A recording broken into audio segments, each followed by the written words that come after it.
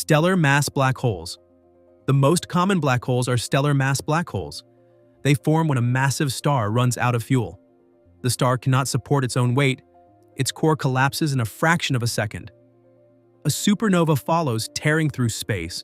The outer layers explode outward at a tenth the speed of light. The core caves in, gravity wins. Protons and electrons merge into neutrons, even neutrons give way. Matter compresses until no known force can resist. What remains is a black hole several times the mass of the Sun, crushed into a sphere no larger than a city. Invisible, silent, utterly black. You do not see it directly, you see what it does. Gas spirals toward it, heating until it glows in X-rays. That light escaping just before falling past the event horizon is how we find them. One of the first was Cygnus X1, a bright X-ray source in our galaxy. It pulls on a companion star, forcing it to circle an invisible predator. We see the star move, and from its dance we know what hides beside it. Stellar black holes are everywhere. The Milky Way alone may hold millions. Every time a star more massive than about 20 suns dies, there is a chance that silence follows, not light. And yet, these black holes are not just cosmic endings. They help shape galaxies, stir surrounding gas, and influence the birth of new stars. They are reminders that death in the universe is rarely final. It often seeds the beginning of something else. Intermediate mass black holes. For decades, astronomers searched for the missing link between stellar black holes and the giants at galactic centers. Intermediate mass black holes, hundreds to hundreds of thousands of solar masses, too massive to form from one star, not massive enough to anchor galaxies. They might form in dense clusters where stars collide and merge, feeding a black hole that grows slowly, swallowing neighbors over millions of years. They could also be the leftover cores of ancient dwarf galaxies, stripped away and forgotten, leaving only a heavy remnant behind. For a long time, there was no clear evidence. Then, in 2009, an unusual X-ray source was spotted, HLX1. It was brighter than a stellar black hole could be, too massive, too intense. It looked like something in between. In 2020, gravitational wave detectors revealed a merger between two black holes. One had a mass of about 142 suns. This was the first strong proof. Intermediate mass black holes are real. They are hard to find, hidden in the quiet corners of galaxies. Not small enough to vanish, not big enough to dominate. They are the teenagers of the black hole world, growing, restless, and waiting for their place in the cosmic hierarchy. Supermassive black holes. At the heart of nearly every large galaxy lies a supermassive black hole, millions to billions of solar masses. They do not wander, they anchor. Galaxies orbit around them. The Milky Way has one. Sagittarius A star. 4 million suns crushed into a space smaller than Mercury's orbit. Stars whip around it at thousands of kilometers per second. They orbit an object that emits no light. Nothing else could hold them in place. And then there are giants like TON 618. 66 billion solar masses. If the solar system were dropped beside it, it would vanish inside the event horizon like a grain of sand in the ocean. When supermassive black holes feed, they blaze. Gas and dust swirl in accretion disks, heating to millions of degrees. They shine as quasars, the brightest beacons in the universe. Jets of energy burst outward, reaching across millions of light years. They shape galaxies. They regulate star formation. They are not just passengers in galaxies, they are engines. Our own galaxy's black hole is quiet now, sleeping, yet still controlling the stars around it. When galaxies collide, their central black holes spiral together. The mergers send gravitational ripples through space-time. We can detect them now. The universe speaks in those ripples, and what it says is clear. Black holes are not rare accidents. They are part of the foundation of the cosmos, primordial black holes. Not all black holes come from stars, some may come from the beginning of time. Primordial black holes could have formed less than a second after the Big Bang. The early universe was hot and dense.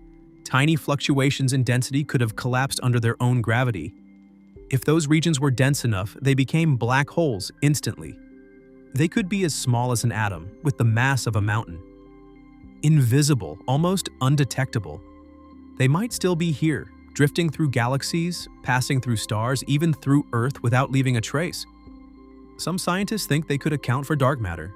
Instead of exotic particles, the missing mass of the universe could be ancient black holes scattered everywhere. Evidence is scarce. Occasionally, we see a flicker of light bent by an invisible object. That could be one passing between us and a distant star. If they exist, they are fossils of creation. Older than galaxies, older than stars, relics of the first second of time. They challenge our understanding of the cosmos, blurring the line between cosmology and particle physics. If proven real, they would not only explain dark matter, but also give us a direct glimpse into conditions moments after the Big Bang. Searching for them is like looking for whispers from the universe's birth, a quest that could redefine what we think space is made of. Micro black holes. There is another possibility: micro black holes. These are smaller than protons. They may form if energy is compressed tightly enough, not from stars, but from pure collision.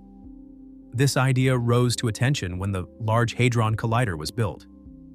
Some wondered if smashing particles at near light speed could make one. If that happened, would Earth be swallowed? The answer is no. Even if one formed, it would evaporate instantly through Hawking radiation.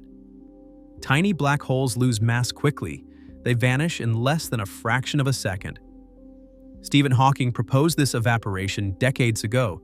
For stellar black holes, it takes longer than the age of the universe. For micro black holes, it is immediate. They would flash into existence and fade, leaving only a burst of energy. Some theories suggest the early universe produced them. Others propose they might form inside neutron stars or in hidden dimensions.